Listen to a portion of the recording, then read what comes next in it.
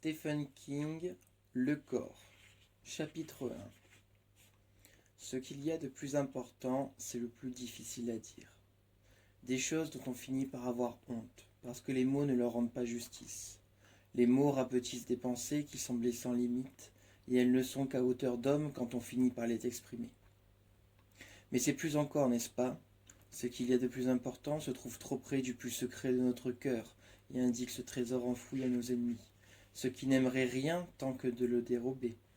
On peut en venir à révéler ce qui vous coûte le plus à dire, et voir seulement les gens vous regarder d'un drôle d'air, sans comprendre ce que vous avez dit, ou pourquoi vous y attachez tant d'importance que vous avez failli pleurer en le disant. C'est ce qu'il y a de pire, je trouve, quand le secret reste prisonnier en soi, non pas faute de pouvoir l'exprimer, mais faute d'une oreille qui vous entende. J'allais sur mes 13 ans quand j'ai vu un mort pour la première fois. C'est arrivé en 1960, il y a longtemps, mais parfois, il me semble que ce n'est pas si lointain. Surtout les nuits où je me réveille de ce rêve, où la grêle tombe dans les yeux ouverts. Chapitre 2. Nous avions une cabane dans un grand orme qui dominait un terrain vague à Castle Rock. Aujourd'hui, une entreprise de déménagement occupe le terrain et l'orme a disparu. Le Progrès. C'était une sorte de club, bien qu'il n'eût pas de nom. On était 5 habitués, peut-être 6, avec quelques nouveaux qui nous tournaient autour. On les laissait venir quand on jouait aux cartes et qu'on voulait un peu de sang nouveau. D'habitude, on jouait au blackjack pour des clopinettes, pas plus de 5 cents. Mais un blackjack avec 5 cartes rapportait le double. Le triple avec 6 cartes, sauf que Teddy était le seul assez dingue pour essayer. Les côtés de la cabane étaient en planches récupérées dans les déchets de chez Mackie, le marchand de matériaux de Carbine Road. Elle était pleine d'échardes et de trous qu'on bouchait avec du papier cul ou des Kleenex. Le toit était une tôle ondulée qu'on avait piquée à la décharge en nous retournant sans arrêt parce qu'on disait que le chien du gardien était un vrai monstre qui dévorait les enfants. Le même jour, on a aussi trouvé une porte en grillage, imperméable aux mouches mais vraiment rouillée, extrêmement rouillée je dirais même. À n'importe quelle heure du jour, à travers cette porte, on aurait dit le coucher du soleil. À part jouer aux cartes, le club était un bon endroit pour aller fumer des cigarettes et regarder des magazines. Il y avait une demi-douzaine de cendriers cabossés en fer blanc avec Camel inscrit au fond. Plein de pin-up épinglés aux planches rugueuses, 20 ou 30 paquets de cartes écornées. Teddy les avait par son oncle qui tenait la papeterie de Castle Rock. Quand l'oncle lui avait demandé à quel genre de jeu on jouait, Teddy avait répondu qu'on faisait des tournois de cribbage. Un jeu de cartes qui implique le hasard, le calcul et la mémoire. Et l'oncle avait trouvé ça parfait. Une boîte de jetons de poker en plastique et un tas de revues policières, des masters détectives qu'on feuilletait quand on n'avait vraiment rien d'autre à faire. On avait construit aussi sous le plancher un compartiment secret de 50 cm sur 60 pour planquer la plupart de ces trucs quand un des pères essayait de se la jouer, on est des vrais copains, quand il pleuvait. Dans le club, on se serait cru à l'intérieur d'un steel drum jamaïcain, mais cet été-là, il n'a pas plu. C'était l'été le plus sec et le plus chaud depuis 1907, d'après les journaux. Et ce vendredi, veille de la fête du travail et d'une nouvelle année scolaire, aux États-Unis, la fête du travail est célébrée le premier lundi de septembre. Même les tournesols des champs et les fossés le long des routes paraissaient misérables et desséchés. Cette année-là, personne n'avait ramassé 3 pets dans son potager. Et les piles de bocaux à conserve du Red and White étaient encore en vitrine et ramassaient la poussière. Rien n'était sorti de terre, sauf quelques pissenlits. Au club, ce vendredi matin, il y avait Teddy, Chris et moi, tirant la gueule à cause de la rentrée si proche. Jouant aux cartes, nous racontons les mêmes histoires de commis voyageurs ou des histoires de Français. Comment tu sais quand un Français est entré dans ta cour? Quand la poubelle est vide et la chienne enceinte. Teddy essayait d'avoir l'air choqué, mais il était le premier à répéter une blague dès qu'il avait entendu. Sauf qu'il disait polac au lieu de français. L'orme nous faisait de l'ombre et nous avions ôté nos chemises pour qu'elles ne soient pas trop trempées de sueur. On jouait au scat à 3 sous, le jeu le plus chiant qui existe, mais il faisait trop chaud pour penser à quelque chose de plus compliqué. On avait vaguement joué au scratch-ball jusqu'à la mi-août, et puis la plupart des gosses avaient disparu, trop chaud. J'avais jeté le reste et je montais à pic. Parti avec 13, reçu un 8, ça faisait 21. Et depuis, rien ne s'était passé. Chris a abattu, j'ai tiré mes dernières cartes pour rien. 29, a dit Chris en étalant du carreau. 22. Teddy a eu l'air dégoûté. Vous pisse à l'arrêt, ai-je dit en jetant mon jeu sans le montrer. Fini pour Gordy, a trompetté Teddy. Le vieux Gordy a plongé, il est dehors. Ensuite, il a poussé son fameux rire à la Teddy Duchamp. Le bruit d'un clou rouillé qu'on arrache d'une planche pourrie. Pour ça, il était bizarre, on le savait. Il n'avait pas encore 13 ans comme nous tous, mais ses grosses lunettes et le sonotone qu'il portait lui donnaient l'air d'un vieux. Les mômes essayaient toujours de lui manger des clopes dans la rue, mais dans sa poche de chemise, il n'y avait que la pile de son appareil.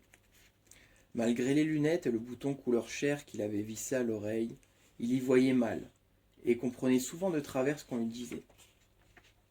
Au baseball, il fallait le mettre sur les ailes, derrière Chris à gauche et Billy Greer à droite, en espérant que personne ne taperait aussi loin, parce que Teddy se lancerait dans une poursuite acharnée, qu'il voie la balle ou non.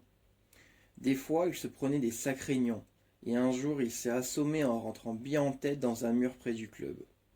Il est resté sur le dos, avec les yeux blancs pendant presque 5 minutes, et j'ai eu peur. Ensuite, il s'est relevé et s'est baladé le nez en sang, avec une grosse bosse violette au milieu du front, disons que c'était un coup bas. Il y voyait mal de naissance, mais il était arrivé quelque chose de pas naturel à ses oreilles. À l'époque, alors que le truc était d'avoir les cheveux coupés de sorte que les oreilles dépassaient comme les anses d'une cruche, Teddy avait la première coupe à la Beatles de Castle Rock. 4 ans avant que les Américains entendent parler des Beatles. Il cachait ses oreilles parce qu'on aurait dit 2 paquets de cire molle. Un jour, quand il avait 8 ans, son père s'était mis en rogne parce qu'il avait cassé une assiette. À cette heure-là, sa mère travaillait à la fabrique de chaussures de South Paris. Et quand elle est rentrée, c'était trop tard. Son père l'avait amené près de la grande cuisinière à bois au fond de la cuisine et lui avait collé la tête contre une des plaques en fonte du foyer. Il avait tenu une dizaine de secondes, l'avait attrapé par les cheveux et avait recommencé de l'autre côté. Ensuite, il avait appelé les urgences et leur avait dit de venir chercher son fils. Il a raccroché, il est allé chercher son 410 dans le placard, il s'est installé devant la TV pour regarder le feuilleton avec le fusil sur ses genoux. Et quand Madame Burroughs, sa voisine, est venue demander si Teddy allait bien, elle avait entendu les cris. Duchamp père la menaçait de son arme. Madame Burroughs est sortie de la maison à la vitesse de la lumière. Elle s'est enfermée chez elle et a appelé la police. Quand l'ambulance est arrivée, M. Duchamp a fait rentrer les infirmiers avant d'aller monter la garde sur la véranda, derrière la maison. Pendant qu'ils emmenaient Teddy en civière jusqu'à l'ambulance, une vieille Buick avec des hublots sur le côté. Duchamp, père, a expliqué aux infirmiers que ces putains de gradés avaient dit que le coin était dégagé, alors qu'il y avait des boches embusquées un peu partout. Un des infirmiers lui a demandé s'il pourrait tenir le coup. Le père a eu un sourire crispé et répondu qu'il tiendrait jusqu'à ce qu'on vende des frigidaires en enfer s'il le fallait. L'infirmier a salué, le père a salué aussi sec. Quelques minutes après le départ de l'ambulance, la police est arrivée et a relevé Norman Duchamp de sa faction. Cela faisait près d'1 an qu'il faisait de drôles de trucs, comme tuer des chats et foutre le feu à des boîtes aux lettres. Et après l'atrocité commise sur son fils, ils avaient expédié l'audience et l'avaient envoyé à Togus, un hôpital pour anciens combattants.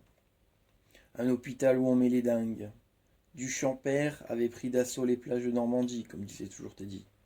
Teddy était fier de son vieux malgré ce qu'il lui avait fait, et il allait le voir toutes les semaines avec sa maman. De tous nos copains, c'était le plus con, je pense, et le plus fou. Il prenait toujours des risques insensés, et il s'en tirait toujours. Son grand truc, c'était la corrida des poids lourds, comme il disait.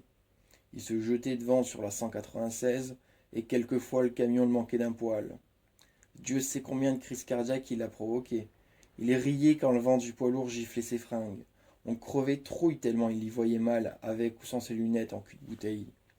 Un jour ou l'autre, il allait faire une erreur. Et il allait faire attention avant de le provoquer, parce qu'il aurait relevé n'importe quel défi. Gordy est fini. Crève, ai-je dit en ramassant un master détective pour lire pendant qu'il finissait la partie. C'était la jolie étudiante piétinée à mort dans un ascenseur en panne. Et je me suis plongé dedans. Teddy a ramassé son jeu, lui a donné un coup d'œil et a dit « J'abaisse ». Tas de merde aux yeux tordus, s'est écrié Chris. Le tas de merde a des yeux par milliers, a gravement répondu Teddy. Chris et moi avons éclaté de rire. Teddy nous a regardés en fronçant légèrement les sourcils, comme s'il se demandait ce qui nous faisait rire. Il y avait ça aussi avec ce mec. Il sortait toujours des trucs bizarres, comme le tas de merde a des yeux par milliers. Et on savait jamais s'il avait voulu être drôle ou si ça se trouvait comme ça. Il regardait ceux qui riaient, légèrement réprobateurs, comme pour dire « Oh Seigneur, qu'est-ce que c'est encore ?» Teddy avait 30 points, servi valet, reine et roi de trèfle. Chris en avait que 16, il a dû se défausser. Teddy battait les cartes aussi maladroitement que d'habitude, et j'en arrivais au passage le plus juteux de mon polar, là où le marin fou de la Nouvelle-Orléans dansait la bourrée écossaise sur le corps de cette collégienne de Bryn Mawr, parce qu'il ne supportait pas d'être enfermé, quand nous avons entendu quelqu'un grimper à toute allure l'échelle clouée au tronc d'arbre. On a cogné du poing sous la trappe. « Qui c'est » a crié Chris. « Verne. » Il avait l'air excité et essoufflé. Je suis allé à la trappe, j'ai tiré le verrou. La trappe s'est ouverte d'un coup et Verne Tessio, un des habitués, a fait irruption dans le club. Il suait comme une vache et ses cheveux, d'habitude soigneusement coiffés comme ceux de son idole du rock, Bobby Rydell, étaient emmêlés et plaqués sur sa tête toute ronde. « Oh les mecs » a-t-il soufflé. « Attendez que je vous dise. » « Dise quoi ?» ai-je demandé. « Laisse-moi reprendre mon souffle. J'ai pas arrêté de courir depuis chez moi. » Je suis rentré en courant, a lancé Teddy d'une affreuse voix de fossé à la Little Anthony, juste pour demander pardon. « Va te branler, mec » a dit Verne. « Va chier dans le lac » il lui a retourné Teddy aussi sec. « T'as couru depuis chez toi » a demandé Chris incrédule. « T'es dingue, mec ?» Verne habitait Grand Street, à plus de 3 kilomètres. Il doit faire plus de 40 dehors. Ça vaut le coup, c'est incroyable, franchement. Il s'est frappé le front pour me montrer à quel point il était sincère. « Bon, c'est quoi ?» a répété Chris. « Vous pouvez venir camper cette nuit ?» Verne était sérieux, le regard surexcité. « Je veux dire, si vous dites à vos vieux qu'on plante la tente dans mon pré. »« Ouais, je suppose, » a dit Chris en ramassant ses cartes. « Mais mon vieux est dans une mauvaise passe. Il a le vin méchant, tu sais. »« Il le faut, mec. Franchement, c'est incroyable. Tu peux, Gordy ?»« Probable. » On me laissait faire plein de trucs de ce genre. En fait, cet été-là, j'étais une môme invisible. En avril, Denis, mon frère aîné, s'était tué en jeep. Un accident à Fort Benning, en Géorgie, où il faisait ses classes. Lui et un autre Gus allaient au PX quand un camion de l'armée leur était rentré dedans. Denis a été tué sur le coup, et son passager était toujours dans le coma. Denis aurait eu 22 ans à la fin de la semaine. J'avais déjà choisi sa carte d'anniversaire chez Daly, à Castle Green. J'ai pleuré quand je l'ai su. J'ai pleuré encore plus à l'enterrement. Et je ne pouvais pas croire qu'il avait disparu. Que celui qui me frottait la tête ou me faisait peur avec une araignée en caoutchouc jusqu'à ce que je fonde en larmes, ou venait m'embrasser quand je m'étais écorché les genoux en me chuchotant à l'oreille « Maintenant arrête de pleurer bébé ». Qu'une personne qui m'avait touché pouvait mourir. Qu'il soit mort m'avait fait mal et m'avait fait peur. Par contre mes parents en avaient eu le cœur brisé. Denis, je peux dire que je le connaissais guère plus. Il avait 10 ans de plus que moi, vous pigez. Il avait ses propres copains, ses camarades de classe.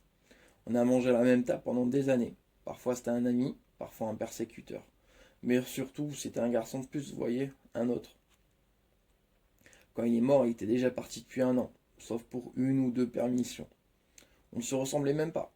C'était longtemps après cet attrait-là que j'ai compris avoir versé toutes ces larmes, en grande partie à cause de papa et maman. Pour le bien que ça leur a fait, ou à moi. « Alors tu la craches ou tu la pisses, Verneau ?» a demandé Teddy. « J'abats » a dit Chris. « Quoi ?» a hurlé Teddy, oubliant Verne instantanément. « Fichu menteur. T'as pas été servi du premier coup, je t'ai pas servi du premier coup. » Chris a ricané. « Tire tes cartes, tête de con. » Teddy a pris la première carte du paquet. Chris a pris les Winston derrière lui sur l'étagère. Je me suis penché pour ramasser mon magazine.